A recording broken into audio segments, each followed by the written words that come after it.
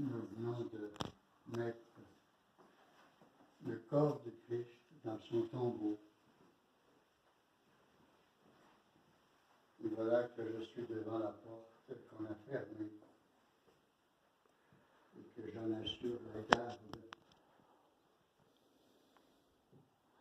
Parce qu'il ne faudrait pas que quelqu'un réussisse à dire ils sont allés le voler, il n'est pas ressuscité. Quand Matthieu a écrit ce texte dans l'Évangile, c'est qu'il l'avait déjà entendu dire de son temps. Ça courait, ça, à Jérusalem. Il n'est pas ressuscité. Ils l'ont caché. Puis encore aujourd'hui, il y en a qui propagent cette horrible chose.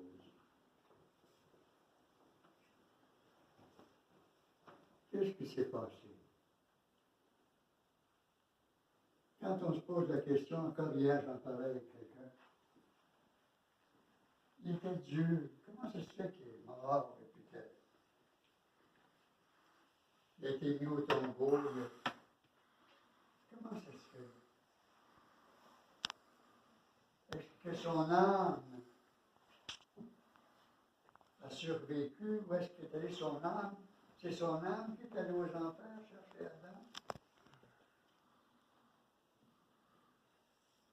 Et j'ai réfléchi à cette pensée. Parce qu'évidemment, je n'y crois pas à l'âme.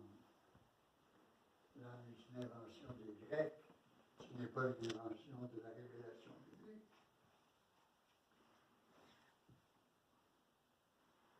Mais j'ai trouvé la réponse. Elle est ici à la page 57. J'ai préparé mon office, j'ai préparé mon petit speech. J'ai dit, il me semble que j'ai lu quelque part qu'il y a un beau résumé de ce que c'est que la vérité. Page 57 ici.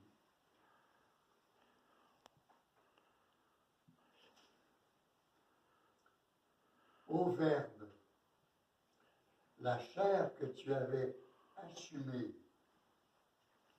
te fut enlevée sans que tu en sois séparé. À l'heure de ta passion, le temple de ton corps fut détruit, mais ta divinité reste unie à ta chair. En l'une et l'autre, tu es l'homme Dieu, le Fils et le Verbe de Dieu. Jésus, il est mort,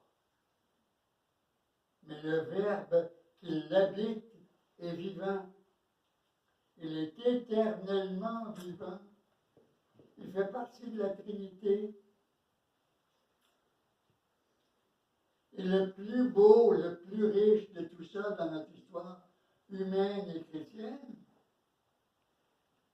c'est que c'est cette divinité même qui a été donnée à Adam pour que le corps de glaise prenne vie.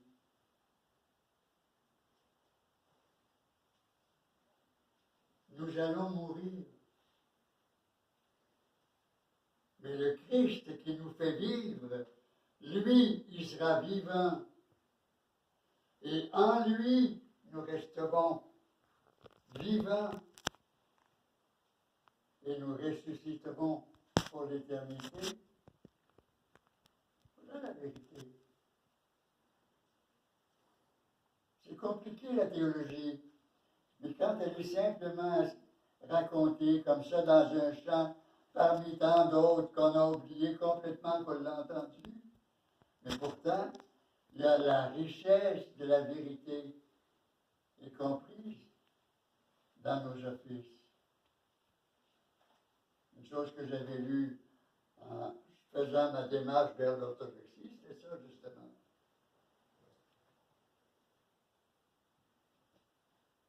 Qu'est-ce que c'est qui restera? Qu'est-ce que c'est qui restera? Et nous resterons. Notre personne restera. peut-être que personne ne se souviendra de nous, même si pendant un certain temps, ceux qui nous aiment viendront chanter Mémoire éternelle. Oui, c'est beau. Mais mémoire éternelle, dans la pensée de Dieu, ça, c'est possible. Ça existe. Dans ma réflexion, ce que je disais tantôt, c'est qu'on disait, les orthodoxes, ils chantent leur foi. Voilà une belle preuve. J'aurais pu en sortir beaucoup d'autres. Pendant le long chant sur les 3 œuvres, il y a des choses absolument magnifiques. Une que j'aime beaucoup répéter, parce que vous l'avez chantée en roumain. Le Christ est venu sur terre pour chercher Adam. Ne l'ayant pas trouvé, il alla jusqu'aux enfers pour le relever. Une autre aussi, on se demande pourquoi le choix de cette icône pour accompagner notre prière ce soir. C'est l'icône qu'on appelle « Ne me pleure pas, ô mère ». Vous vous rappelez que c'est le Théotokyon de la 3e ode. Ne me pleure pas, ô mère. Ça c'est de la 9e ode. À la fin du canon des Matines, le Théotokyon, c'est « Ne me pleure pas, ô mère ». C'est ce Christ qui est à la fois mort et debout, tenu par sa mère, qui lui a donné la vie humaine, et lui, en échange, lui donna la vie divine. C'est ce qui nous attend. Lève-le notre espérance.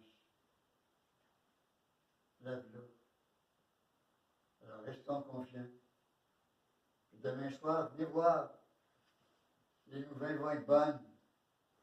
Je vous l'assure. L'expérience de la nuit pascale est extraordinairement vivifiante.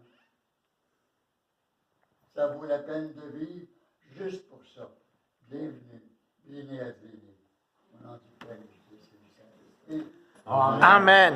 Merci beaucoup de votre